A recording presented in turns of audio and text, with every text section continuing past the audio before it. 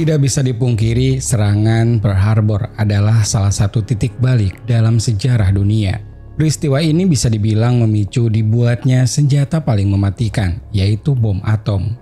Jadi di pagi hari tanggal 7 Desember 1941, puluhan pesawat Jepang melakukan serangan dadakan ke pangkalan Angkatan Laut Amerika yang ada di Hawaii.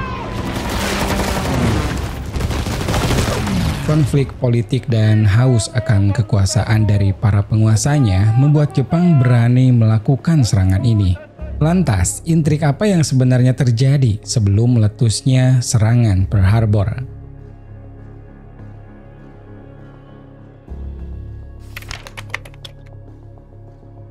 Setelah berakhirnya Perang Dunia Pertama di tahun 1914, negara-negara di dunia berusaha membangun kembali ekonominya, tak terkecuali Jepang.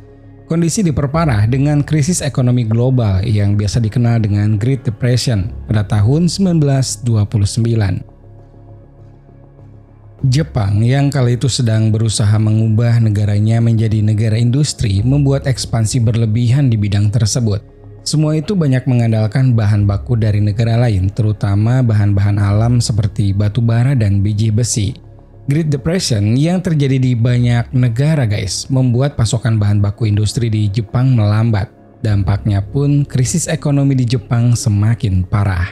Pemerintah Jepang tidak ingin krisis ekonomi global ini menghalangi industrialisasi negaranya. Ditambah lagi status Jepang yang sudah dikenal sebagai poros kekuatan militer di benua Asia sejak Perang Dunia Pertama, membuat mereka tak ingin terlihat lemah di mata negara lain. Di momen-momen ini, tepatnya bulan September 1931, terjadi insiden bom di jalur rel kereta milik Jepang di dekat perbatasan Korea Selatan Tiongkok, tepatnya di kota Mukden. Militer Jepang menuduh bom itu ulah grup nasionalis Tiongkok. Hal itu dijadikan sebagai alasan untuk menjalankan invasi yang kini kita kenal dengan invasi Manchuria.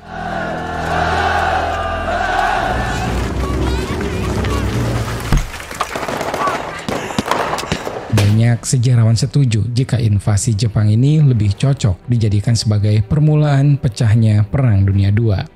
Selain untuk unjuk gigi kekuatan militer, invasi ke Manchuria adalah cara Jepang untuk mencari solusi kekurangan bahan baku industri, karena di Manchuria batu bara dan biji besi sangat banyak.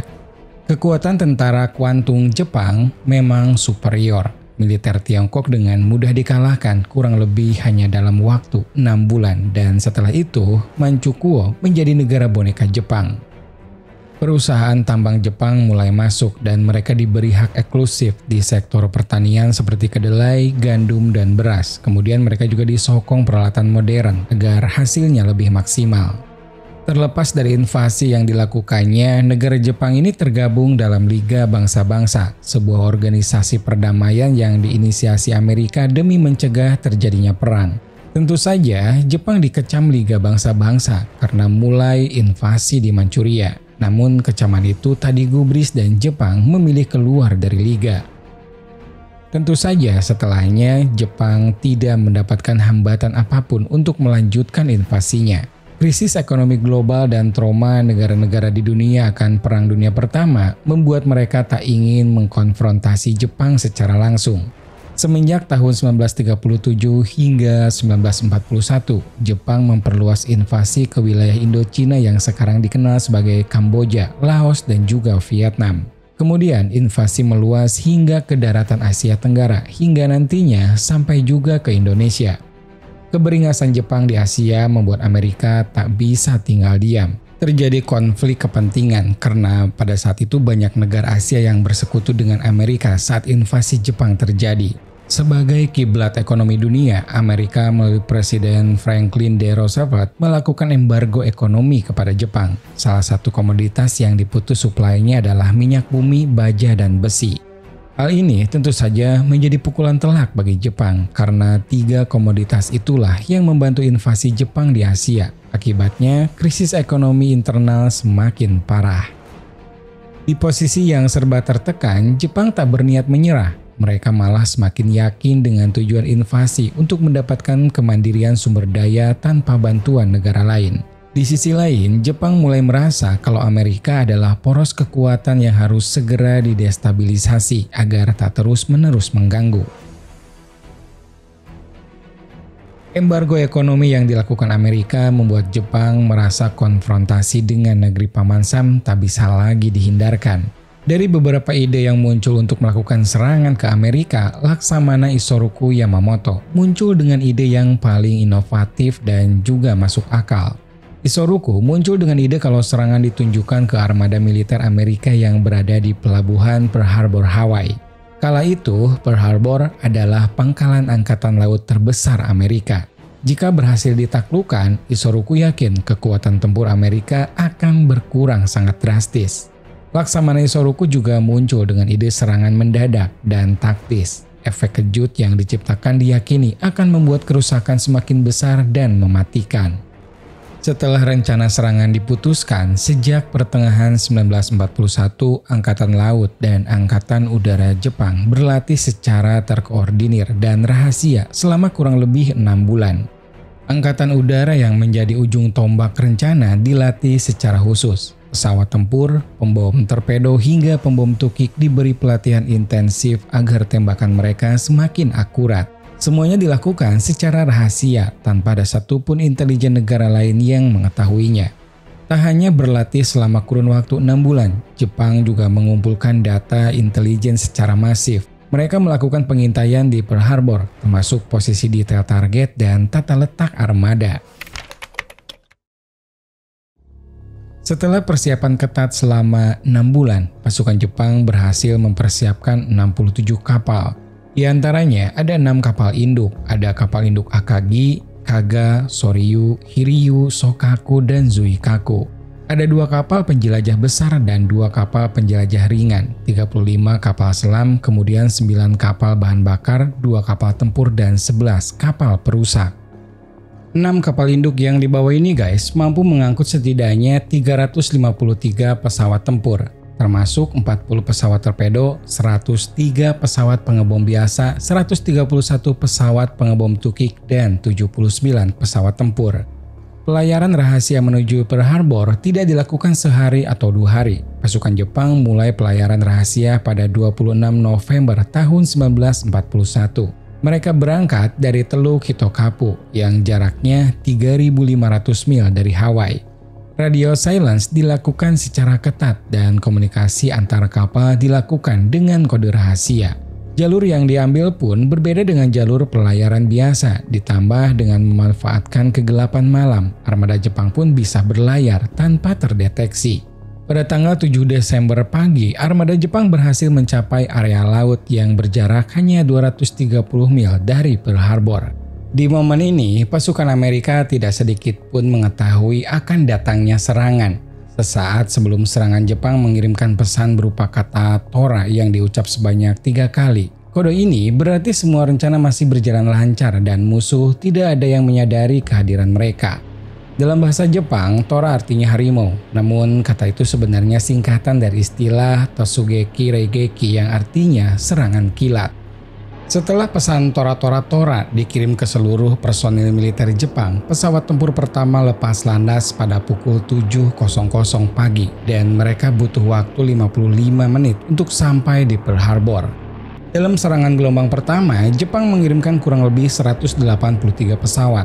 Ada 49 pesawat bom armor piercing dan 40 pesawat pengebom dengan torpedo, kemudian 51 pesawat pengebom biasa. Setelah itu disusul 43 pesawat tempur yang bertugas mengawal penyerangan.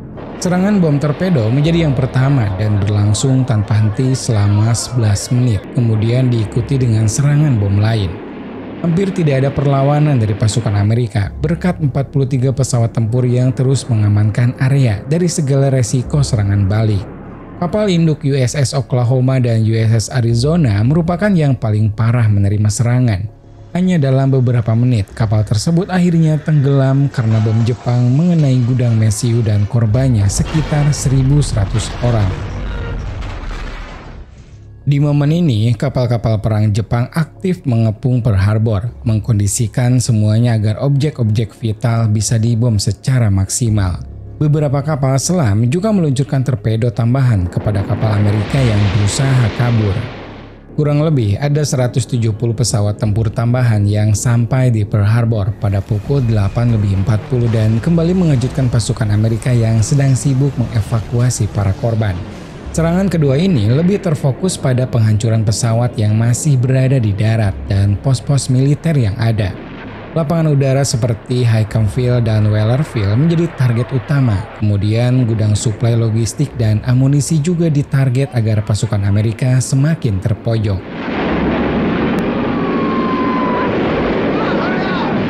Di gelombang kedua ini, pesawat tempur Jepang mendapat sedikit perlawanan karena ada beberapa pesawat Amerika yang bisa lepas landas dan berusaha memberikan serangan balik. Serangan gelombang kedua berlangsung lebih lama dibandingkan gelombang pertama. Pesawat Jepang terus-menerus membombardir Pearl Harbor selama kurang lebih 70 menit. Sekitar pukul 9:50, pesawat Jepang mulai diinstruksikan untuk mundur dan di waktu yang bersamaan, pesawat tempur dari gelombang pertama baru saja mendarat di kapal induk. Dari sisi Amerika Serikat, memang bisa dibilang kalah telak saat serangan Pearl Harbor. Jepang berhasil memaksimalkan efek kejut yang mereka miliki untuk memporak-porandakan markas militer mereka. Meski demikian, ada kisah yang tak banyak orang dengar kalau pihak Amerika lah yang mengawali tembakan di serangan Pearl Harbor. Pagi itu, sekitar 1,5 jam sebelum pesawat tempur Jepang muncul, kru patroli pagi yang salah satunya adalah prajurit bernama Will Leiner mendeteksi kapal selam pengintai milik Jepang. Kapal selam itu langsung ditembaki dan memang tembakan pun tepat sasaran. Meski curiga dengan apa yang ditemukan, kru patroli tidak meningkatkan pengawasan karena mereka tidak menemukan lagi hal yang mencurigakan. Saat serangan pesawat pengebom berlangsung, pasukan Amerika kacau balau. Mereka tak mendapatkan komando yang pasti harus melakukan apa untuk melawan balik. Meski demikian, beberapa pasukan darat berhasil berpencar dan melancarkan serangan balik dengan apa yang mereka miliki. Pasukan yang hanya bisa mengambil senapan mulai menembaki pesawat tempur dengan senapan mereka, sedangkan beberapa pasukan lainnya menjangkau meriam anti pesawat.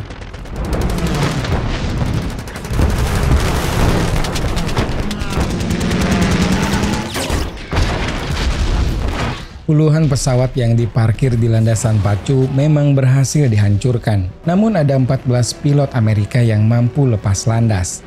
Beberapa di antaranya adalah Kenneth Taylor dan Letnan George Well yang berhasil menenggelamkan kurang lebih 8 pesawat Jepang. Di akhir serangan, pasukan Amerika berhasil menembak jatuh 29 pesawat Jepang, kemudian menangkap 65 prajurit dan menenggelamkan 5 kapal selam pengintai. Sekitar pukul 9:50, satu persatu pesawat Jepang mulai meninggalkan Pearl Harbor, menyisakan kepulan hitam yang menyelimuti sekeliling pelabuhan. Api masih berkobar di berbagai titik, air laut tertutup oli dan bahan bakar dari kapal-kapal yang hancur. Kebakaran di kapal berlangsung hingga beberapa jam, sehingga cukup menyulitkan tim evakuasi untuk mencari korban yang masih hidup. Di lapangan udara terlihat jelas puluhan pesawat tempur hancur dan beberapa gudang senjata terbakar tak tersisa. Di jalanan sekitar pelabuhan kini terdengar raungan sirine ambulan yang datang silih berganti untuk membantu tentara dan warga sipil yang terluka. Serangan Pearl Harbor menelan korban jiwa lebih dari 2.400 orang. 2.000 di antara mereka adalah kru angkatan laut, kemudian ada 100-an dari kelompok marinir, 200-an dari kelompok angkatan udara dan 60-an korban warga sipil. Selain itu, ada juga lebih dari 1.100 korban terluka. Dari 8 kapal besar yang bersiaga di Pearl Harbor, 4 diantaranya tenggelam, termasuk USS Arizona dan USS Oklahoma. 4 sisanya rusak parah. Ada 188 pesawat tempur hancur dan 159 lainnya rusak parah.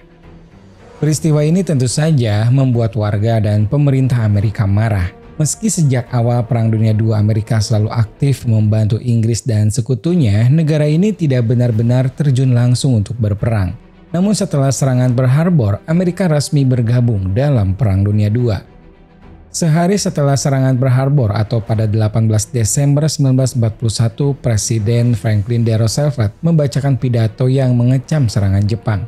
Pidato ini dibacakan di depan anggota Kongres di gedung Capitol Washington. A state of war has existed between the United States and the Japanese Empire. Hari di mana kita hidup di dalam kehinaan. Sebuah judul pidato legendaris yang dibacakan Roosevelt untuk mengecam serangan Jepang. Dalam pidato itu, dia juga berusaha menyatukan pandangan anggota Kongres dan rakyat Amerika untuk segera setuju mendeklarasikan perang terhadap Jepang. Hasilnya, mayoritas anggota setuju dan tak lama setelah Pearl Harbor diserang, Jerman dan Italia juga resmi mendeklarasikan perang terhadap Amerika. Inilah momen titik balik di mana Amerika resmi memasuki Perang Dunia II dan mulai memobilisasi besar-besaran di bidang militer, industri, dan juga ekonomi. Tidak sampai setahun setelah Amerika terlibat dalam Perang Dunia II, pada tahun 1942 proyek Manhattan resmi dibuka. Proyek ini berfokus pada pengembangan reaksi fisi nuklir dalam kebutuhan sebagai senjata. Saat Amerika terus aktif membantu sekutu untuk memukul mundur Nazi, proyek Manhattan diam-diam menciptakan senjata pemusnah massal yang belum pernah dibuat sebelumnya. Semakin lama, perang membutuhkan biaya yang semakin besar dan Amerika pun mencari cara yang dianggap paling jitu untuk mengakhiri perang dengan Jepang. Pilihan untuk menginvasi Jepang dalam pertempuran darat dianggap terlalu mahal dan terlalu berbahaya. Akhirnya diambil keputusan untuk mengebom Jepang dengan tujuan melumpuhkan militer dan merusak infrastruktur dalam waktu singkat. Pada 6 Agustus 1945, sekitar pukul 8:15 pagi waktu Hiroshima, sebuah bom atom yang dinamai Little Boy dijatuhkan ke Hiroshima. Selanjutnya, pada 9 Agustus, bom atom kedua yang dinamai Fat Man dijatuhkan ke Nagasaki. Dua bom atom itu meluluh lantakan berbagai fasilitas militer Jepang, mulai dari pangkalan udara, pusat komando, hingga fasilitas komunikasi. Bom dengan daya hancur yang belum pernah dilihat sebelumnya membuat tekanan psikologis bagi militer Jepang. Akhirnya, pada 15 Agustus 1945, Jepang resmi menyerah kalah tanpa syarat.